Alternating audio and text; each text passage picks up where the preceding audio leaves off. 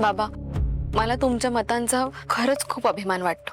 तुम्ही नेहमी जी योग्य बाजू असते त्याच बाजूने उभे राहता। माझ्या आणि स्वराजच्या लग्नासाठी पण तुम्ही खूप मोठ्या मनाने तयार झालात। पण काही गोष्टी विसरणे आणि समजण्याच्या पलीकडे असतात। या गोष्टींची अजून चर्चा होत राहिली तर विनाकारण अजून गोष्टी बिघडतील। आणि सुजय गेल्यानंतर आईंची पूर्ण जबाबदारी माझी आहे।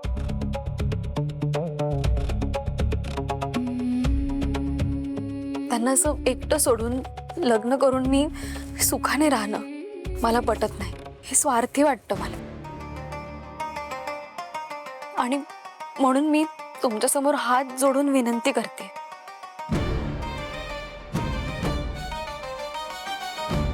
प्लीज तुम्ही एकदा माझ्या बाजूने विचार करा, प्लीज।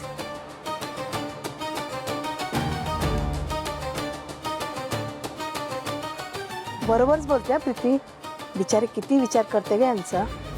हो ना अगं, शेवटी मुलगा गमवलाय सुभद्राताईंनी त्यांचा, ते पण या दीपमुळं। अगं, यांच्याच घरच्यांनी त्यांना एकटं पाडलंय, मग त्यांना यांनी घरात घ्यायला नको? खरंय, एवढं मोठं घर आहे गायकवाडांचं, मग एक माणूस घरात घ्यायला काय प्रॉब्लेम आहे ग यांचा? यालाच का मोठेपणा म्हणतात?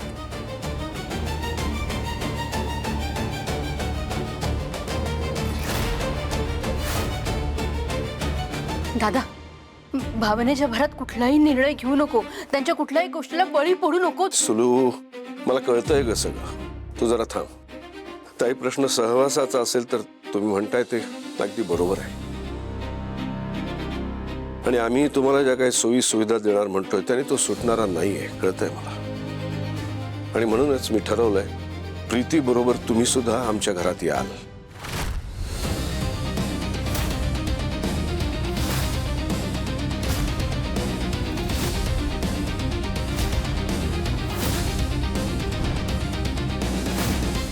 प्रीती बरोबर तुमचाही गृहप्रवेश होईल। तुमचा मुलगा अकाली गेला या धक्क्यातून बाहेर यायला तुम्हाला काही काळ लागेल।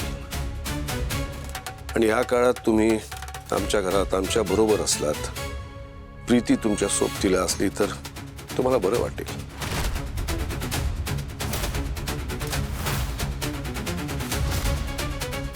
हळूहळू तुम्ही या धक्क्यातून बाहेर याल।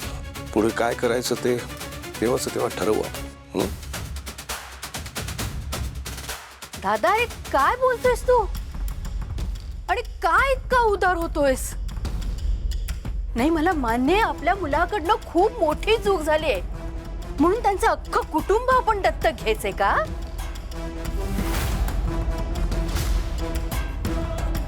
दीप, आपल्या मुलाकडनं जी चूक झाली त्याच्यासाठी शिक्षा भोगली ना त्यांनी।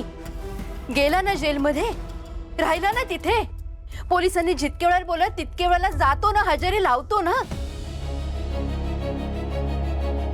सगळं आपण नियमाप्रमाणे करतोय, मग इतकं झुकतं माग का देतोयस तू त्यांना? सुलू, दरवेळी 2 अधिक 2 4 असं नसतं ग। काही वेळा तुझ्या या गणितापेक्षा माणुसकी जास्त महत्वाची असते। आणि शेवटी यांनी केलेल्या चुकीचं प्रायश्चित्त म्हणून मलाच हे करणं भाग आहे ना, नाहीतर यांच्यावर अन्याय केल्यासारखं होईल। आणि कोणावर अन्याय झालेला मलाच काय, तुला तरी पटेल का? प्रीती बाळा, आता तरी तुझी काही हरकत नाहीये ना? हो बाबा, माझी काहीच हरकत नाही। या आत। थांब दादा,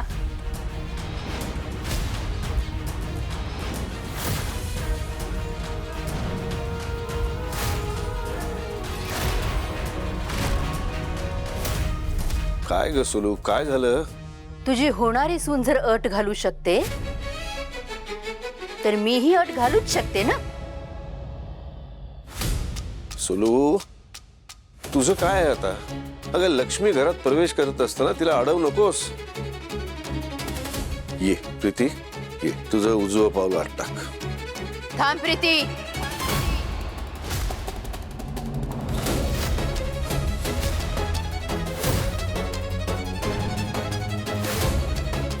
आणि दादा, अट मी प्रीतीला नाही तुला घालतीये.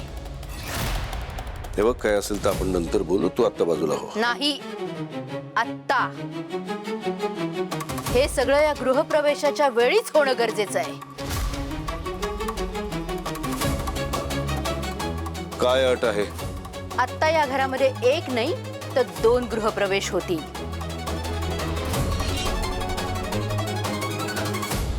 एक तुझ्या सुनेचा आणि दुसरा आपल्या दीपचा.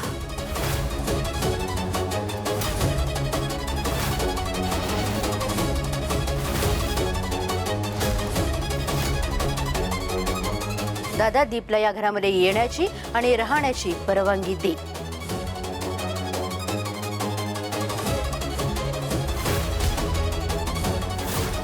सुलू, हे शक्य नाही. का शक्य नाही दादा? का शक्य नाहीये? सगळ्यांच्या चुका माफ करतोस ना तू? मग दीपची का नाही? सगळ्यांना समजून घेतोस, मग दीपला का नाही समजून घेतेस?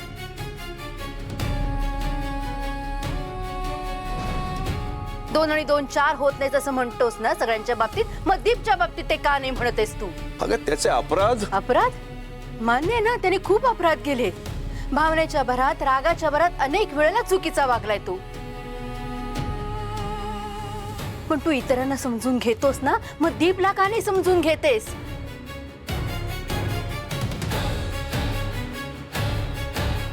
सगळ्यांच्या चुका पोटात घालतोयस ना तू, मग दीपच्या का नाही? आणि दादा, मला अजिबात वाटत नाही मी चुकीची काही मागणी करते. आणि तुला जर न्याय करायचा असेल ना तर योग्य पद्धतीनेच कर. एकाला एक न्याय आणि दुसऱ्याला दुसरा न्याय असं करून नाही चालणार आहे तुला.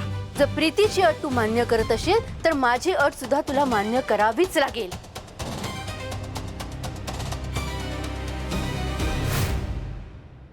सुभद्राताई जर या घरामध्ये येणार असतील तर आपला दीप सुद्धा या घरामध्ये यायलाच हवा. त्यामुळे आज जर गृहप्रवेश झाला तर 2 गृहप्रवेश होतील. एक प्रीतीचा आणि दुसरा दीपचा. नाहीतर कुणाचाही गृहप्रवेश होणार नाही.